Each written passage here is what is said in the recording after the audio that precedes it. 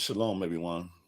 This is Moray Josiah down here at Spirit of Yah, Jacksonville, Florida, and I just want to just share a few words in regarding this whole Kyrie situation.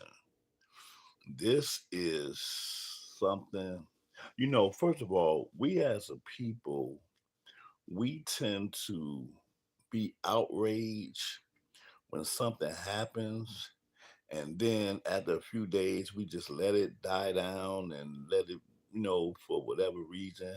And it's weird because scripturally speaking, we have always been like that. If you look at the way we function in the scriptures, even when we were a nation, we did the exact same thing. Always be reactive when something happens, and then after a few days or whatever, it dies down and something else happened and whatever. But anyway, concerning this whole Kyrie Irving issue, this is a really, really, really big thing that's happening right now. And as the people of the covenant, as the reawakened n- nation, or nation that will be, rather, Yashrael, we we will be remiss to take this lying down. Okay. um if you're a Hebrew Israelite and you live in the New York area, Brooklyn and whatever, then in my humble opinion, I believe that it's time for us to galvanize. Okay. Put all the camps, divisions, and cliques aside, because we done reached a whole nother level of this fight that we're in against our enemy, that's doing everything that they can to try to keep our lost people from being awakened. Okay. Kyrie Irving posted not some kind of hidden video that was on some kind of private website or something like that. He posted a link to the documentary Hebrews to Negroes that is on Amazon, that is able to be viewed on Amazon. And he posted the link to it without offering any commentary or anything, which he didn't have to.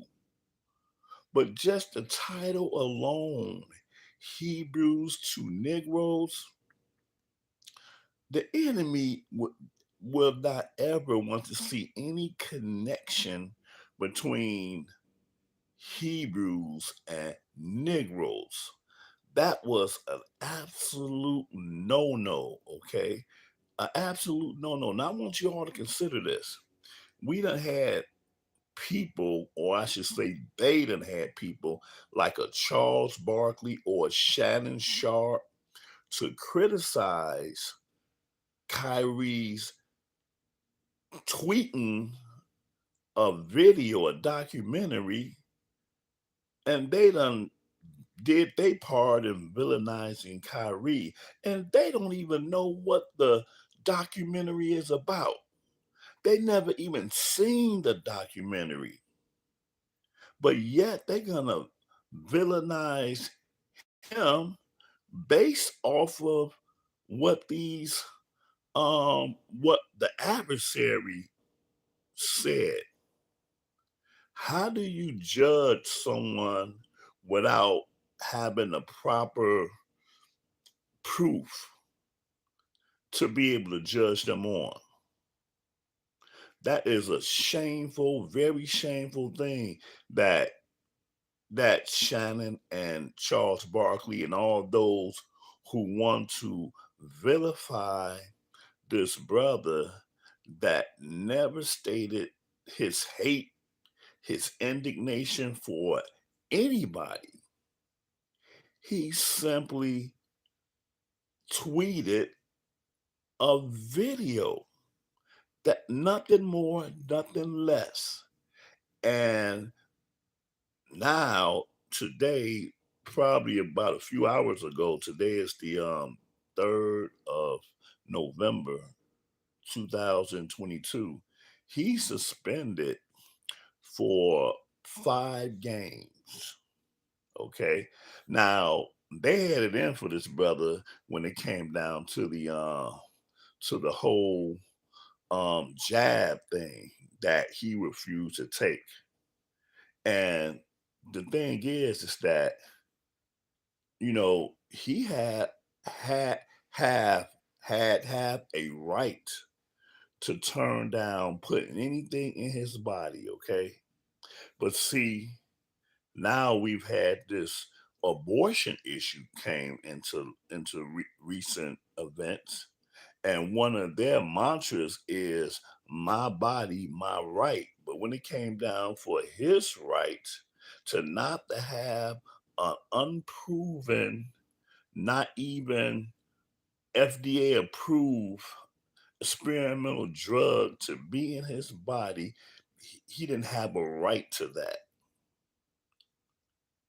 And he was risking his life and other people. It was ridiculous, but they had it out for him since then, and now he tweeted a documentary, and now again he's become public enemy number one. But the thing is that we know that our enemy, the adversary, do not want our people to come outside. Let me put it like this: to come anywhere outside of the nigger that they have created or tried to create for over 400 plus years. See, a lot of us don't know, but we have been subjected to some serious programming. The only way that those chains were taken off our wrists back in 1865 was basically because the programming was pretty much complete. Okay. So, but that's a whole nother story. The point is that when we do anything outside of what they have programmed us to do, it becomes a problem. Why do you think they vilified Kaepernick for what he did? Okay, they vilified this brother for what? For kneeling. Not only for kneeling, and let me backtrack it, because before it was kneeling, he just simply told the truth. Okay, he simply told the truth. And what a lot of people don't know about him, just since I brought him up, was that they were saying he was kneeling because of police brutality, this, that, the other. But the truth is that the very first thing that caused them to start protesting was the anthem. Okay, that kind of went fell away since he started talking about police brutality and the deaths of our people and all that stuff. But the anthem was what really kicked it off. Okay, the racist anthem, because again, how dare a nigger to have an opinion or function outside of what we have created. Okay, we have given you the right to vote. So with that right to vote, your salvation lies in by going into the ballot box and choosing between Democrat or Republican. That is your chance for freedom through the right to vote. Your ancestors died for that right to vote. You know what? I can get deep into that too. I can get real deep into that too. Let me just say one thing about it since I just brought that up. Okay. Because I'm from Chicago, Illinois. And in Chicago, we have segregation like you've never seen, but it's a good segregation. Make no mistake, we ain't talking about something bad. It's just that that we live among ourselves, and you have Croatian communities, Italian communities, Chinese communities, Mexican communities, as opposed to Puerto Rican communities, Lithuanian. All of these ethnics live in their own parts of Chicago. Okay. Now, why am I bringing it up? The reason why I'm bringing it up, because none of these ethnics worry about who's going to be the president, who's going to be the governor, who's going to be the mayor, who's going to be any of these things. Okay. Because truth be told, th- their ethnicity is the tie that binds. It keeps them controlling what goes in and out of their communities. It keeps their businesses strong. It keeps their families strong. It keeps crime at a very minimum to almost non-existent. But a lost people that don't have, that's void of a culture, void of their own names, void of any of these things, we have to worry about who's going to be the alderman, who's going to be the mayor, who's going to be the, we get into their dynamic thinking that that's where our salvation lies. But there are a lot of things that we could do as a people that will elevate us, that the ballot box will never ever be able to do. And I'm just telling you what the truth is, okay? But going back to, hold on one second. I don't know if anybody is let me see. Hold on just a second. Oh, this is a real. Okay. Oh, okay. I'm seeing what Adrian said. My side of my other words, he should know better. But all skin, and the thing is this: one thing about truth in all of its forms, truth is that unless you've been taught, you really don't really know. There are some things that are clearly common sense, but there are some things that we as a people really have to be taught in order to function in the way that we need to function. Okay, so going back to Kyrie Irving, because I didn't mean for this video to be long. Um, I really think that we need to galvanize, because just like NFL is a big part of our dynamic as a people here in America, NBA might be even bigger. I'm not going to go, and I plan on going to at least a couple of games this year.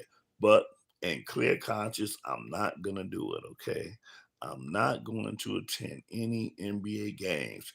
And if I do go to a stadium while the game is playing, I'm going to protest. We need to come together in New Jersey, the stadium, the Nets headquarters, whatever, and protest. And I'm usually not in the protest dynamic too. Let's not get that twisted. But in terms of something that we can come together and do right now, because they did something and they are pretty sure that we as a people are not going to sound off about it, that we won't do anything about it.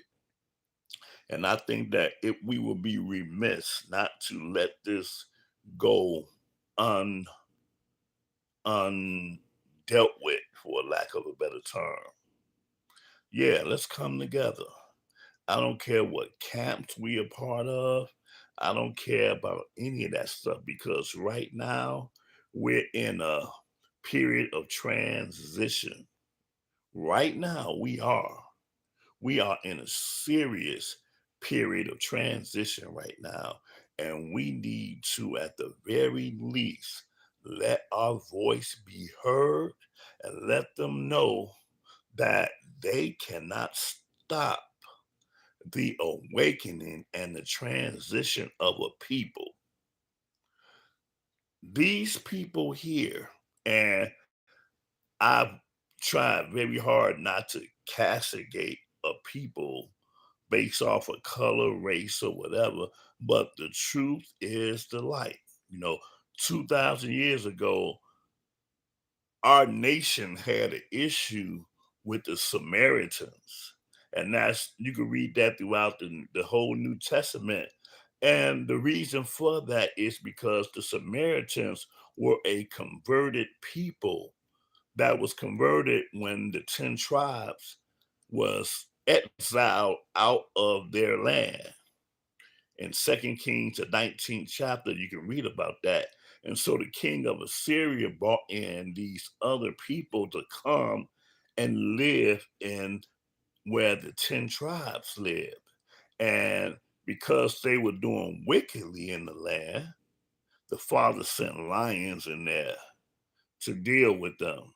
But then he sent Levites there to convert them and teach them the way in which they need to respect and worship Yah.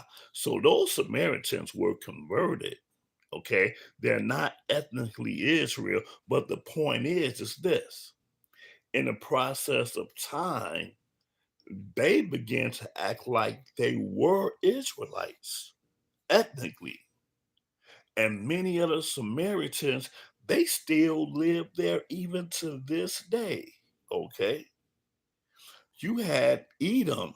Edom as a people, they were converted by the Maccabees during the time of Antiochus Epiphanes' time. Look that up in your reference books, okay? And then they as well began to pretend that they were the people. As a matter of fact, after 70 AD, some reference books, especially the older ones, would tell you that after 70 AD, Esau, Edom, ceased to exist as a people. Why? They weren't killed off. It's because they were utilizing the title of Jews, and to the Gentiles, like the Romans and all the ones that would come afterwards, that's the way that they, I guess, saw them because they were living in the land, they inhabited the land, you know. Then finally, centuries later, you have the Ashkenazi that converted into, for lack of a better term, Judaism. And then they began to oh, Kittim. I missed that. I didn't know what the reference for Kittim was. I know you're talking about the Romans. And let me say something about that real quick too, since you had brought that up. There's this doctrine that came out through the reading of the book of Jasher, specifically concerning how Edom and Kittim joined together to become one nation. And so a lot of people begin to call, for some stupid reason, all white people is Edom, okay? But they come from that doctrine from Kittim, which is Rome, join themselves with Edom to become one nation. Well, here's the thing. Israel was in Mizraim for over 400 plus years. And we even intermarried with some of these Mizraimites. But ethnically speaking, you can only either be an Israelite or you can be a Mizraite, or Egyptian. Okay, but it goes by the seed. Okay, the paternal lineage identifies who you are. There's no such thing as mixed. So if Kittim, Rome, and Edom did decide to become one nation, ethnically speaking, the people were still who they were. Unless you killed off the entire male population as Mizraim, Egypt tried to do with us back when we were enslaved in Mizraim, then you're not gonna destroy an entire people. Okay, you're not gonna destroy an entire people.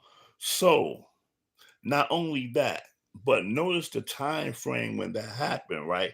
That when we read about that happened, when they supposed to join themselves together, that was way back in however long ago BC, right? Like, I don't know. I'm gonna just guess. I'm gonna throw a date out there about 1000 BC or so when we could read about when that happened. Well, if that's the case, then how come in the New Testament time, a good 1,000 years later, you find that Herods existed? The line of Herod were not Roman at all. They were Edom. So in Yeshua's day, there was still a distinct difference between Edom and the Romans, aka Kittim. Because Pilate, he knew he was a Roman. Herod, he knew he was Esau. Okay, so I just wanted to just throw that out there real quick because we make a real big deal or create a whole doctrine about that. And still, even with the Kittim Roman thing, if Kittim is now Edom, which they're not, but if they were, then how are all white people Edom? Because Scandinavian, Denmark, Sweden, Switzerland, those have nothing to do with Rome or Kittim, but they're Edom too, right? Greece, they're Edom too, right? See, it's stupid doctrine, but I'm not on here to deal with the doctrines. I'm just on here to talk about what's going on with our brother Kyrie. What was done to him was a clear violation of his First Amendment rights. No cursing, no name calling, no anything, no threats, no anything like that. He simply posted a link to a documentary, brother Ronald Dalton Jr.'s documentary, and that was an absolute no. But that is a clear, clear, clear violation of his First Amendment rights. And just for that alone, we need to stand up. I mean, they have given us the opportunity to really, if we just sit back and just let this go like we let everything else go, shame on us. Absolute shame on us. And I'm just speaking for me. When the whole thing was going on with Kaepernick, you know, me and my wife, we went to Jacksonville, went to the stadium where the Jaguars played in every home game. We didn't go inside to the game. We was outside, and when they did the national anthem, we kneeled outside for that. So I'm not just speaking, and I'm just speaking without showing no type of action. I am all about it. I'm all about it. And I'm hoping that we all can be all about it. I'm hoping that other Israelites start doing videos just like what I'm doing here. Because it ain't about me spearheading a movement or anything like that. I just hope that others have the same spirit. And sadly, I don't live in an NBA city. I kind of wish I did now, but I don't live in an NBA city. The nearest NBA team to me is Orlando, 2.5 hours away. Hold on, I didn't catch that. My bad. Oh, hold on, let me see. Yeah, I'm kind of a newbie with this with going live on YouTube, so I can't really see the chat. Bear with me one moment. Let me see if I can see him. Oh man, no, I can't see him. Anyway, you know what? Matter of fact, can I? Dang, I can't see it. Okay, okay. Oh, there they go. Oh, absolutely. I wish that too. I wish that too. But y'all willing, whoever the father put in place to be able to deal with, and not only Kyrie, because I feel that a lot of other known celebrities, have heard some of this truth and seemed like they just wasn't aware that you can't just hold this truth or even speak this truth and not live according to it, because there's a heavy consequence that you have to pay to have this truth, and some of them have experienced it. But it is. That's why it takes a broke cat like me that can go out here and deal with this thing without fear. Not just me, but a lot of us. We don't have anything to lose to be out here dealing with this truth.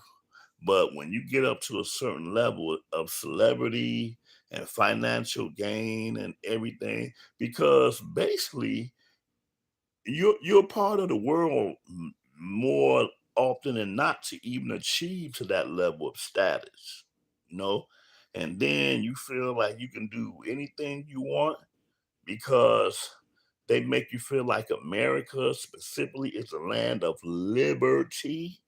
Well, guess what? We all just saw this liberty in action. We saw it with Kaepernick. We saw how much liberty he had.